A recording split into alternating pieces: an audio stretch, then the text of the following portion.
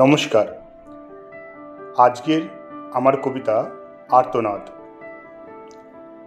পার্থ সুধায় ওহে কৃষ্ণ, দেখো কুরুক্ষেত্রের পরে মা জননী গান্ধারী রাজ নয়ন জলে ভরে।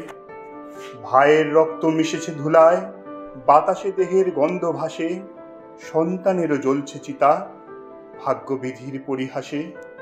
মিত্র যারা সহায় ছিল তারাও হয়েছে শেষ, ক্ষান্ত হয়েছে দ্রৌপদী আজ লাল করেছে কেশ।